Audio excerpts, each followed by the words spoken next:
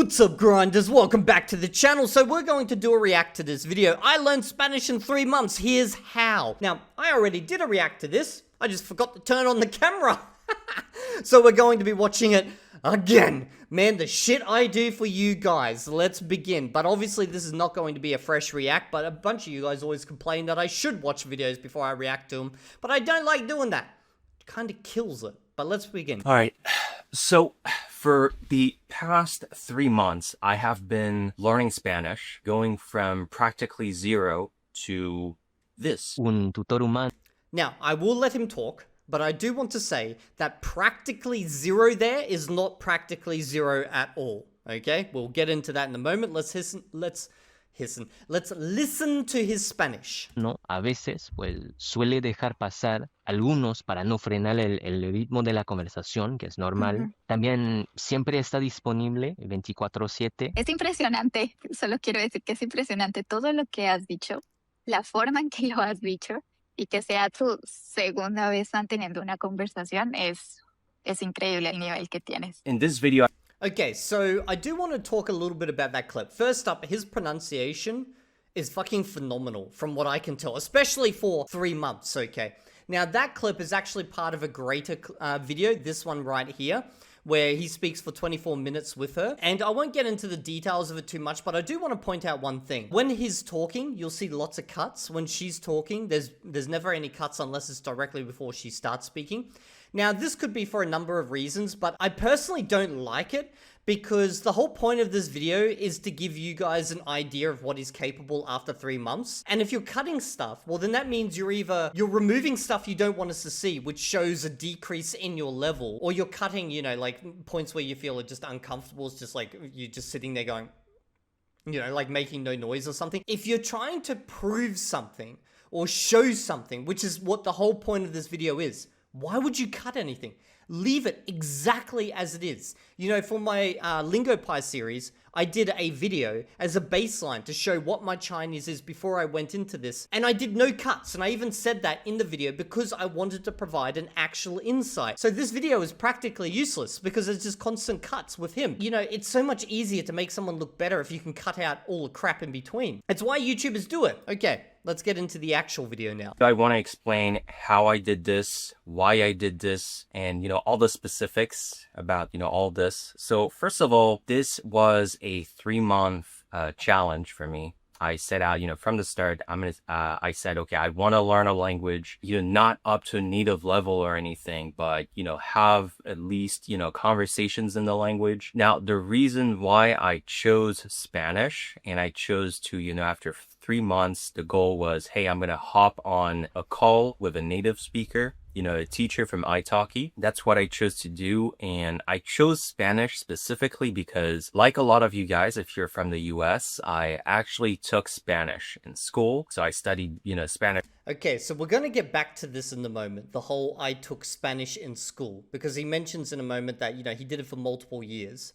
For multiple years in school. Like a lot of you guys, I didn't have a lot of motivation for Spanish, and so I was one of the worst students in Spanish, almost failed Spanish. And so at the end of high school, I could not have conversations in Spanish, even the basics, I just didn't know. And now I graduated high school. It's been, what, 13 or 12 years? Okay, now I want to pick in on this, not because I'm trying to pick on the guy, okay? This is a common trope I see. I've seen it in videos like this one, and then I've seen it in people within the ALG space talking about their amazing progress compared to someone who's, you know, doing the purest route, and they're not getting amazing progress, okay? So here, he said he did Spanish for multiple years in school, but we can negate all that because, well, he couldn't speak the language at all, he was the worst in the class, etc. I did Japanese in high school for multiple years. I was definitely the worst in the class. I was the only boy in the class. And the only reason I was even in Japanese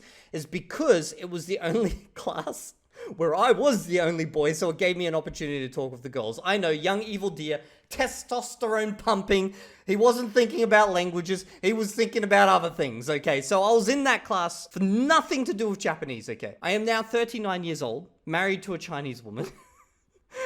I just find that random that I studied Japanese at school and now end up needing to learn Chinese. But a long, long time has passed. A lot longer than he has passed with Spanish, okay? So this got me thinking, why don't I just go do a little test of my Japanese, hiragana, katakana, all this type of stuff? Because, the assumption is, I'm 39 years old, I stopped doing Japanese when I was fucking 14 or 15, I should have forgotten everything, right? Okay, let's have a look. So this first one I'm thinking is ka?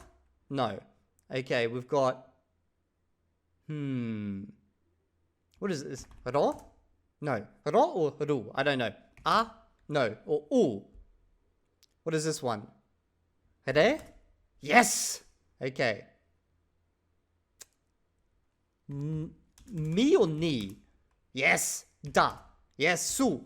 Yes. Ooh, okay, so this is like... Oh, what would this be? Because that's ki, but it's got the two little things on it. What did that turn it into? And then you got za? Is it ja? No, I don't remember. De, ka, nya. Wait, that's not nya? Okay. Bu? Ooh. Ne? Ooh. Is that ba? No, what is it? I swear that thing's like ha with a thing on it and it changed it in some way. I can't remember. You know what's actually kind of crazy is I'm looking at these and I'm remembering the mnemonics better than I am the actual friggin' sounds that went with them. Oh man, I'm getting tripped up by whatever this one is again. Okay, I don't know what that one is, but that's N, that's Hari. Bia? Is that Bia? Oh yes! Ga? So? No. No, I don't think that's so. I think... No, it's like su. Nah, I don't remember. Ma. I got that right. Myo. Yeah! Ta. Man, I just want to do this the entire thing now. But the reason I'm doing this, okay, is because I haven't touched Japanese since high school. I think the only time I've ever touched Japanese since then was for literally 5 minutes during a live stream on this channel where someone asked me to go do a hiragana test, okay? And I had similar results to this. That's the only time. So it's not like, you leave school, you forget everything, it's all gone, okay? It's all there. It just needs to be revived and then actually utilized. And the reason I'm pointing that out is because there'll be people who, like, for example, in Dreaming Spanish, they say they're doing the purist route. And they'll be like, oh, yeah, I did Spanish for 4 years in school. Don't remember anything worse than the class. But why am I at 600 hours able to speak and do all this good shit while Evildea at 900 hours is not? Because your brain didn't forget everything. It built on top of all of that. You revived it quite quick. I'm pretty sure if I took up Japanese... that 4 years of Japanese I did at school, a lot of stuff is going to come back. Now, that's like, obviously it's not a massive amount of hours because I was doing 1 hour a week type of thing. But still, it's like, let's just, on the safe end, 40 hours a year, I did that for 4 years. That's over 100 hours. 4, 8, 12, 16. Yeah. Like, fucking math's not my strong point right now. Okay, let's get back to the video. So I'm pretty much back to zero. I mean, not that I was really... That's all I wanted to focus on, is you're not back to zero, okay? Zero is you never touched. You have a dormant language that you studied in the back of your brain. It's not even just a language thing as well. It's like any skill. Have you ever learned a skill and then not used it for so long you think you forgot everything, but once you pick up a book and you just quickly read through it, it's like suddenly it all just comes like rushing back. It's all there. It's just kind of like being put aside. It's like, yeah, I'll use it when I need it type of thing. Really way above zero. Well, at least that was 3 months ago, and then I decided, okay, I'm gonna continue with Spanish because, even though I learned multiple languages successfully, I feel like my failure to learn Spanish, even though it was somewhat intentional because, I was focusing on college admissions. There are classes that matter a lot more for college admissions, like, math, the sciences, etc. I feel like it still left me with a bit of a bitter aftertaste, Spanish. And so that's why I decided to do it. And I set myself a challenge of doing it in 3 months. And, at the end of the 3 months, there was going to be a video call with a native speaker. Now, I want to talk exactly about the program that I did. But before this, I want to give you a disclaimer because I think a lot of you guys already know this, based on my name, but I'm a native French speaker. So Spanish is easier for me than it would be for, a native speaker. Okay, so far we've got the fact that he studied it for multiple years in school. He's a native French speaker, which obviously he speaks the language of the same family, literally they're next door to each other. And then there was one other thing in there that I kind of miss. Oh, he also speaks multiple other languages, so he's an accomplished language learner.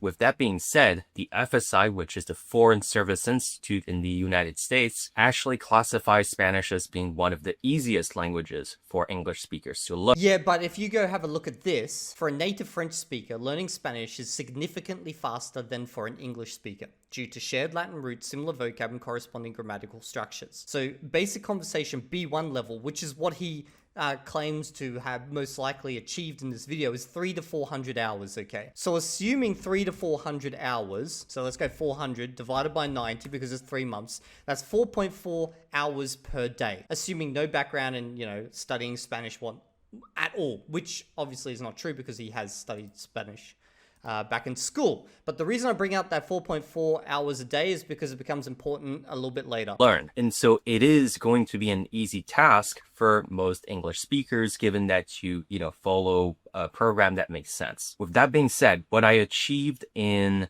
3 months, you're probably, it's probably going to take you about 6 months to achieve this. This is...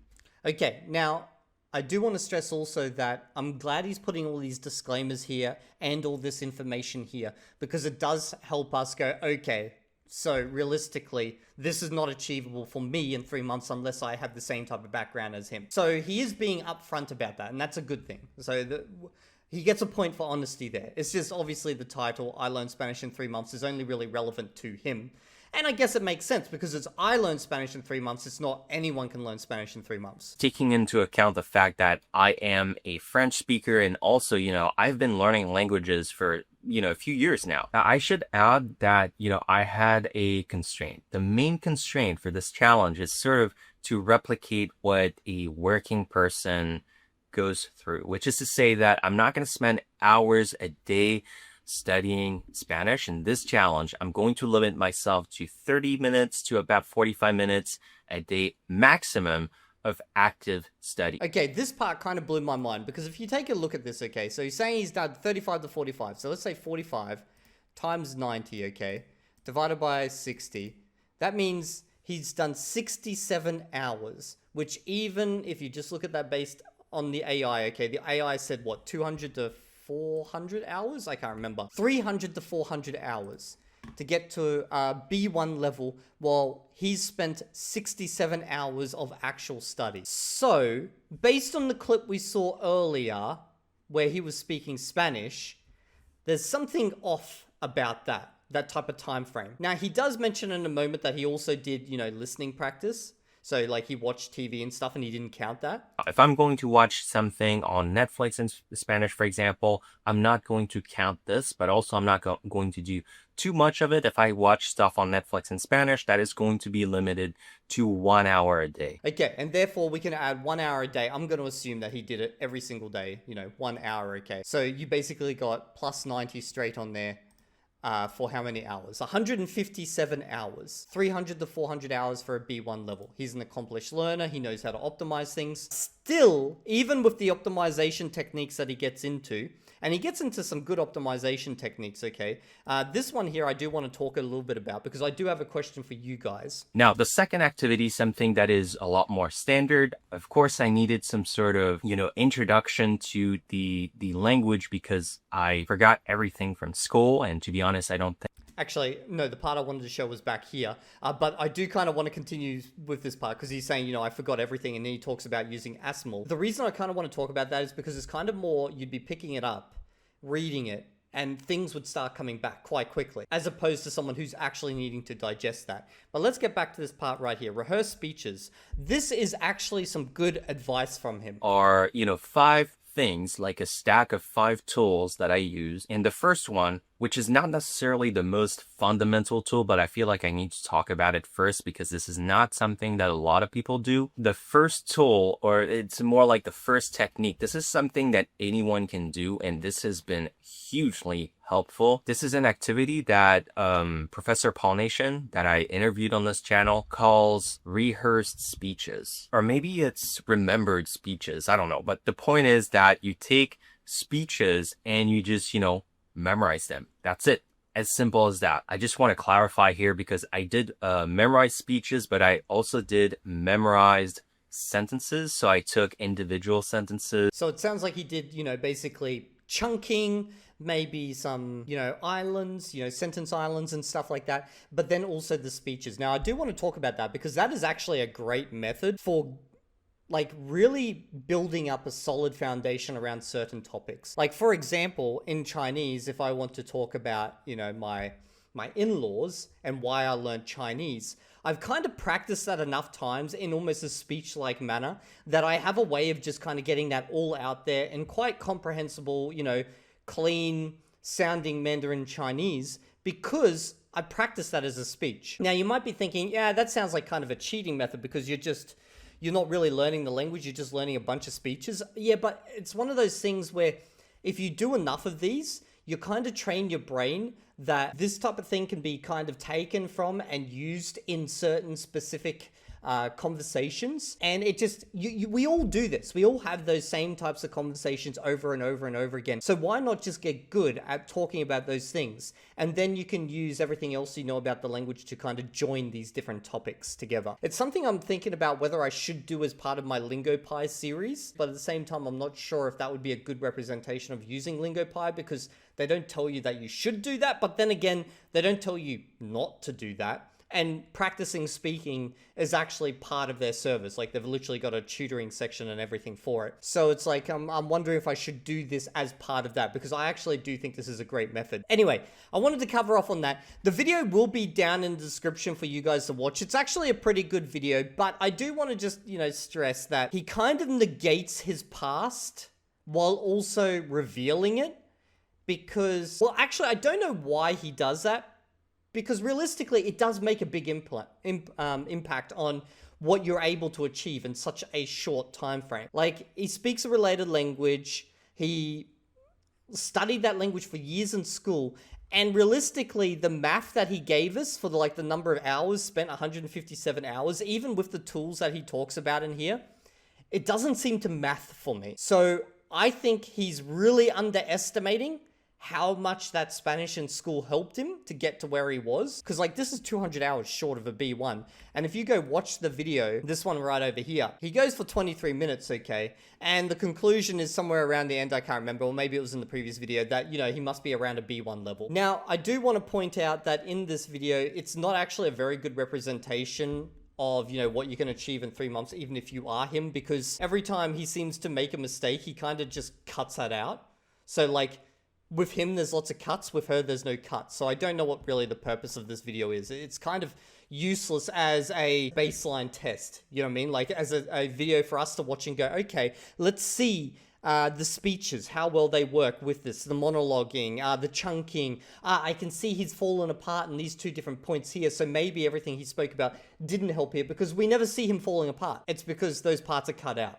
So it's like, one, he does provide good recommendations and tools and methods, but two, he kind of downplays his background. And then three, when we do finally get this this long test here, it's not of much use to us because he cuts out all the failure points. Maybe he can claim that, he's just cutting out the dead air.